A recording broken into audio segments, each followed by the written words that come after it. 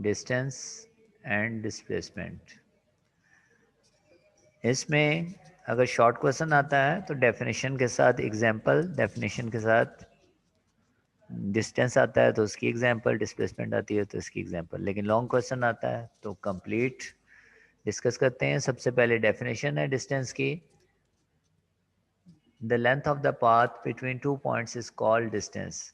अगर कोई ऑब्जेक्ट जो है वो एक जगह से मूव करके किसी दूसरी जगह जाता है, तो अगर हम सारे रास्ते की पैमाइश कर लें कि कहाँ कहाँ वो गया था, तो वो सारे का सारा उसका डिस्टेंस कवर्ड कहलाएगा। इसकी एग्जांपल कुछ यूँ है कि फ़र्ज़ करें ये साइड में जो डायग्राम बनी हुई है, ऑब्जेक्ट जो है वो इस कर्व पाथ में मूव करता हुआ जाता है। ए से फ़र्ज़ कर लें वो मूव करता हुआ जाता है और बी तक पहुंच जाता है। तो अगर हम ए से मेजर करना शुरू कर दें और बी तक तमाम रास्ते की पैमाइश मेजर कर लें कितनी है, तो वो distance covered by the object कहलाएगी।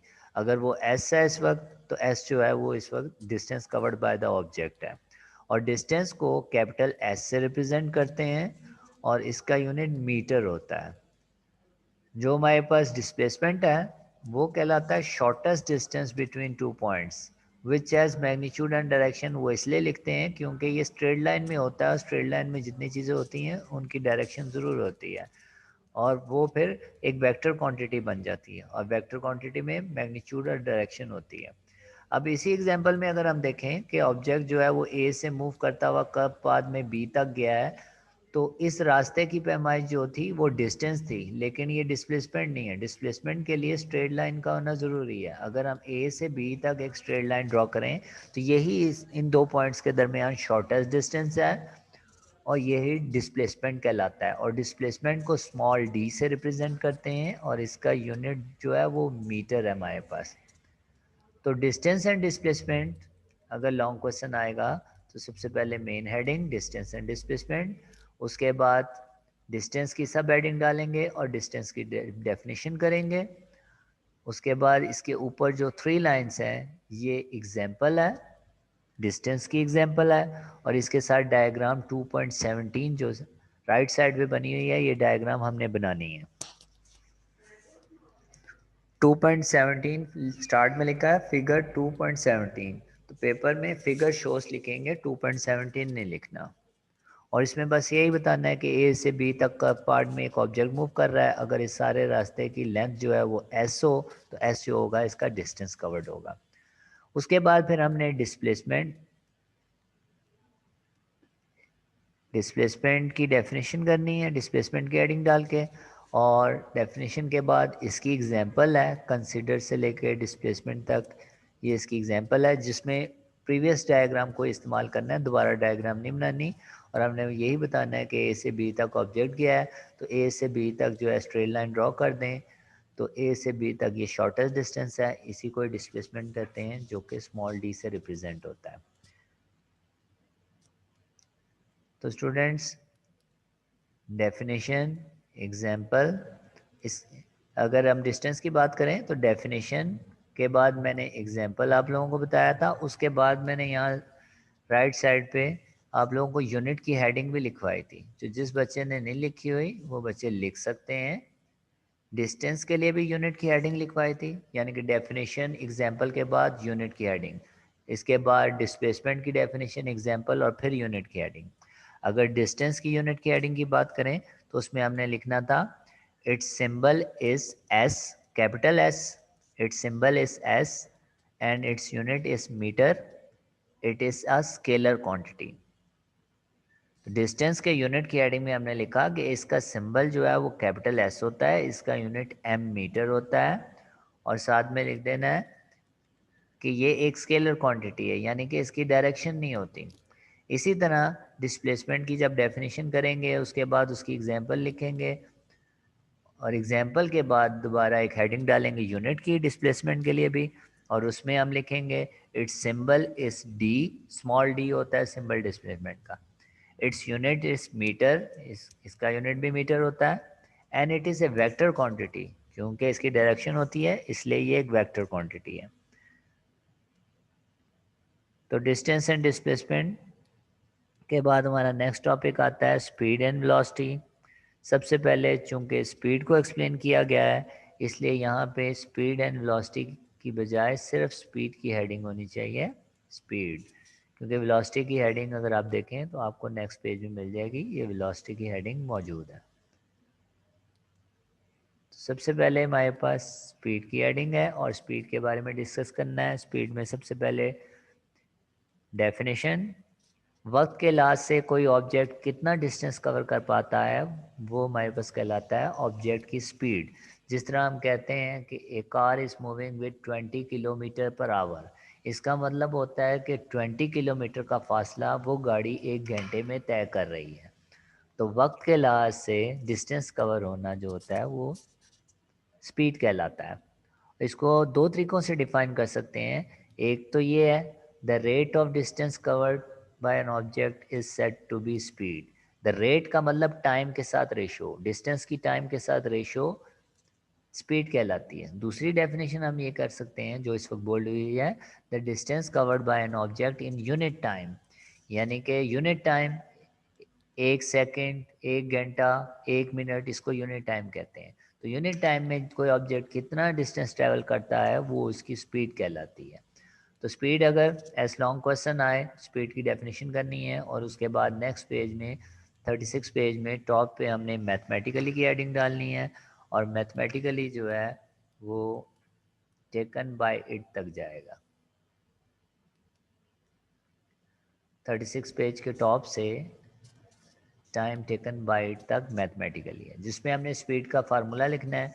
Speed is equal to distance cover divided by time taken, cross multiply कर लें तो distance is equal to speed into time taken.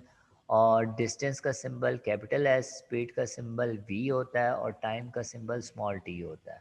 तो हमने सिंबल्स लिख दिए और एंड में हमने बता देना है, here s is the distance covered by the object, v is the speed and t is the time taken by it। 2.1 equation का नाम नहीं देना, यहाँ पे मैथमेटिकली ख़त्म हो जाता है। उसके बाद हमने यूनिट की एडिंग डालनी है। जैसा कि आप देख सकते हैं फार्मूले में ऊपर डिस्टेंस आता है, डिस्टेंस का यूनिट मीटर होता है, ऐसा यूनिट डिस्टेंस का मीटर होता है। उसके नीचे टाइम आता है, स्पीड के फार्मूले के नीचे टाइम मौजूद है, डिस्टेंस ओवर टाइम, टाइम का यूनिट सेकंड होता है। तो इसलिए एस ऊपर जाएगा तो मीटर पर सेकंड बन जाएगा। Distance is a scalar quantity, therefore speed is also a scalar quantity, ऐसा unit of speed is metre per second ms-1। तो स्पीड जो है उसकी डायरेक्शन नहीं होती, ये एक स्केलर क्वांटिटी है और उसका यूनिट मीटर पर सेकंड होता है। ऐसा यूनिट जो होता है वो एमसीक्यूज में आता होता है। तो ms-1 जो होता है वो स्पीड का यूनिट है। उसके बाद है हमारे पास यूनिफॉर्म स्पीड, बोल्ड हुआ है। यूनिफॉर्म स्पीड क्या होता है, अगर एक ऑब्जेक्ट बराबर वक्त में बराबर फासला तय करता हुआ जा रहा है तो उस वक्त उसकी स्पीड जो है वो यूनिफॉर्म कहलाती है। यानी कि 2 घंटे में 10 किलोमीटर का फासला, अगले 2 घंटे में 10 किलोमीटर का फासला, मज़ीद अगले 2 घंटे गुजरते हैं तो 10 किलोमीटर का फासला। इसका मतलब है कि बराबर वक्त में बराबर फासला तय करता हुआ जा रहा है ऑब्जेक्ट, तो इस वक्त इसकी स्पीड का नाम देते हैं हम यूनिफॉर्म स्पीड। एंड में इसकी डेफिनेशन में लिखा है how ever the small interval में बी, यानी कि वक्त छोटे से छोटा क्यों ना हो, यानी कि 2-2 सेकंड बाद देखें तो 2-2 सेकंड बाद के बराबर फासले तय करने ज़रूरी हैं। तो यूनिफॉर्म स्पीड क्या है, a body has uniform speed if it covers equal distance, बराबर फासला तय करता है in equal interval of time how ever short the interval में बी, टाइम कितना ही छोटा क्यों ना हो। यूनिफॉर्म स्पीड के साथ मैंने बच्चों को कहा था कि वेरिएबल स्पीड भी साथ लिख लें। इसकी डेफिनेशन के बाद आप लोग लिखेंगे वेरिएबल स्पीड की डेफिनेशन, और वेरिएबल स्पीड की डेफिनेशन इसी में ही चेंज करनी है कि अगर कोई ऑब्जेक्ट जो है बराबर वक्त में बराबर फासला तय करता हुआ नहीं जा रहा है तो ऐसे सूरत में ऐसे ऑब्जेक्ट की स्पीड जो होगी वो वेरिएबल होगी। तो आप देख सकते हैं इसी में अगर हम चेंज करें, a body has variable speed, uniform की जगह पे वेरिएबल आ जाएगा। A body has variable speed if it covers, if it does not covers, if it does not covers equal distance in equal interval of time however short the interval may be। तो uniform की जगह पे variable आ जाएगा और if wait के बाद does not आ जाएगा तो ये वेरिएबल स्पीड की डेफिनेशन हो जाएगी। यानी कि बराबर वक्त में बराबर फासला ना तय करे ऑब्जेक्ट, तो उस वक्त स्पीड का नाम देते हैं वेरिएबल स्पीड। और लास्ट में हमारे पास प्रीवियस पेज में जो है वो एक्सप्लेनेशन है स्पीड से लेके ईयर तक, जिसमें हमने बताना है कि the rate of distance covered by an object is also known as speed, यानी कि डिस्टेंस के टाइम के साथ रेशो ले लें तो उसको स्पीड कहते हैं, या distance covered in unit time, 1 second 1 minute में जितना डिस्टेंस ट्रैवल हो उसको हम स्पीड कहते हैं उस ऑब्जेक्ट की। और यूनिट टाइम के बारे में फर्दर उसने बताया कि यूनिट टाइम जो है वो 1 सेकेंड भी हो सकता है, 1 मिनट भी हो सकता है, 1 आवर भी हो सकता है, 1 डे भी हो सकता है और 1 ईयर भी हो सकता है। तो ओवरऑल जो है एक्सप्लेनेशन में डेफिनेशंस तो की गई हैं स्पीड की, और फिर यूनिट टाइम को एक्सप्लेन किया गया है। तो अगर स्पीड एज शॉर्ट क्वेश्चन आता है तो आपने डेफिनेशन के साथ उसका फार्मूला लिखना है, और उसका फार्मूला है speed is equal to distance over time. Speed is equal to distance over time. उसके बाद हमारे पास वेलोसिटी। वेलोसिटी और स्पीड में मेन फ़र्क जो है हमारे पास वो आप फार्मूले में याद रखें। स्पीड होती है डिस्टेंस ओवर टाइम, जबकि वेलोसिटी होती है, ये आप देख सकते हैं, velocity is equal to displacement over time. इसका मतलब ये है कि जहाँ जहाँ डिस्टेंस आ रहा है ऊपर वाले टॉपिक में वहाँ डिस्प्लेसमेंट का जिक्र कर दें तो हमारे पास वेलोसिटी का टॉपिक कंप्लीट हो जाता है। जैसा कि आप डेफिनेशन देख रहे हैं, the rate of displacement covered, the rate of displacement of a body is called velocity.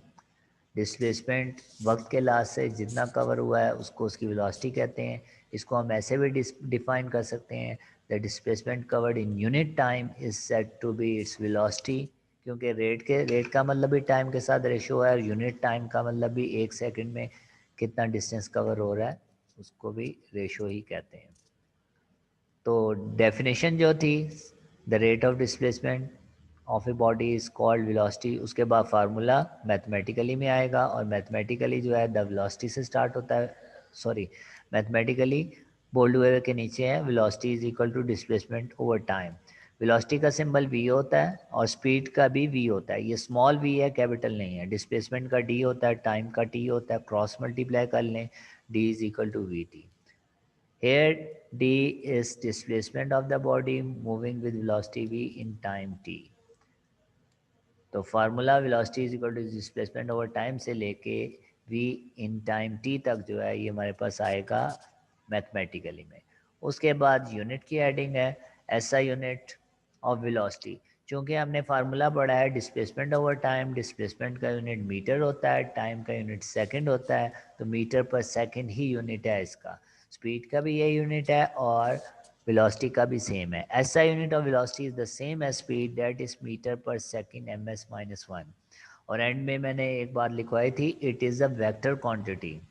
Velocity की डायरेक्शन होती है इसलिए ये एक वेक्टर क्वांटिटी है। तो जिसने नहीं लिखा वो एंड में लिख सकता है, यूनिट की हेडिंग में एंड में लिख सकता है it is a vector quantity. उसके बाद यूनिफॉर्म वेलोसिटी। यूनिफॉर्म वेलोसिटी ये आपको बोल्ड हुई है डेफिनेशन। इसमें हमने अब यही बताना है कि अगर कोई ऑब्जेक्ट जो है वो स्ट्रेट लाइन में मूव कर रहा है और डिस्प्लेसमेंट जो है वो बराबर वक्त में बराबर तय कर रहा है, तो ऐसी सूरत में वो ऑब्जेक्ट की वेलोसिटी जो होगी वो यूनिफॉर्म में होगी। बराबर वक्त में बराबर डिस्प्लेसमेंट तय की जा रही हो तो उस वक्त जो ऑब्जेक्ट की वेलोसिटी होती है वो हमारे पास कहलाती है uniform velocity. However short the interval में भी, चाहे वक्त कितने ही छोटे क्यों ना हो। तो ये बोल्ड हुई डेफिनेशन है यूनिफॉर्म वेलोसिटी की। A body has uniform velocity if it covers equal displacement in equal interval of time however short the interval में बी। और वेरिएबल की इसके बाद हमने करनी है, जिसमें हमने यूनिफॉर्म की जगह पे वेरिएबल लिख देना है। वेरिएबल वेलोसिटी की बात कर रहे हैं। A body has variable velocity if it के बाद does not, if it does not covers equal displacement in equal interval of time however short the interval may be। उसके बाद एक्सप्लेनेशन है जिसमें हम जिक्र करेंगे कि स्पीड जो होती है वो भी हमें ऑब्जेक्ट के जो है वो एक डिस्टेंस डिवाइडेड बाय टाइम ही बता रहा होता है, लेकिन वेलोसिटी जो है वो ना सिर्फ डिस्प्लेसमेंट ओवर टाइम बताता है हमें, यानी कि वक्त के लिहाज से कितना उसने डिस्प्लेसमेंट कवर किया है, बल्कि हमें फर्दर ये भी बताता है कि उसकी डायरेक्शन क्या है, किस डायरेक्शन में मूव कर रहा है, क्योंकि वेक्टर क्वांटिटी है। लिखा हुआ है a velocity tells us not only the speed of the body, ना सिर्फ हमें पता चलता है कि उसकी स्पीड कितनी है, क्योंकि ऑब्जेक्ट स्ट्रेट लाइन में जा रहा हो तो 20 किलोमीटर पर आवर से अगर ऑब्जेक्ट मूव कर रहा है तो इसका मतलब है हम उसकी स्पीड भी बता रहे हैं, लेकिन चूंकि डायरेक्टेड है, स्ट्रेट लाइन में है, तो उस स्पीड का नाम उस सूरत में वेलोसिटी कहलाता है। But also the direction along which the body is moving, बल्कि स्ट्रेट लाइन में जा रहा था तो हमें डायरेक्शन भी उसकी पता चल रही है। Velocity of the body is a vector quantity, it is equal to displacement of body in unit time, यानी कि ये सेकंड डेफिनेशन है हमारे पास, it is equal to displacement of a body in unit time. यहाँ पे the rate of displacement covered या displacement covered in unit time एक ही बात है, तो एंड में हमने उसकी दूसरी डेफिनेशन भी कर देनी है एक्सप्लेनेशन में। तो ये हमारे पास एक्सप्लेनेशन थी जो कि वेलोसिटी की थी।